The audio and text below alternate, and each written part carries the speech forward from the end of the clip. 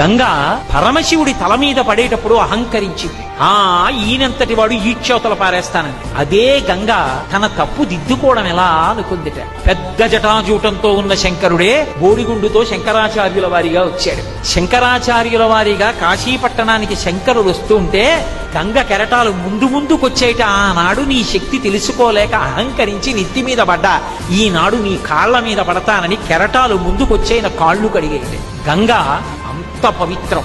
రోజు 3 మాటలు గంగా నది గంగా నది గంగా నది అని అనుకుంటే చాలు. అలా పడుకోబోయే ముందు లేచే ముందు ఒకసారి గంగని స్మరించిన వాడు ఎవరుంటాడో అటువంటి వాడి యొక్క మహాపాతకములను కూడా గంగ తీసేస్తుంది. ఇవాళ నరసింహనామం అన్నా, నిన్న శివనామం అన్నా, మొన్న రామనామం అన్నా, రేపు ఇంకో నామం శ్రీమాత్రే నమః అనుకున్నా ఏదైనా ఒకటే. అదంతా ఏమిటంటే మన మనస్సు లగ్నం కావడానికి. అంచేత ఆ నామం మీద దృష్టి పెడితే ఎంత ప్రయోజనం ఉంటుంది, నామస్మరణ ఎంత ప్రయోజనం కలిగిస్తుంది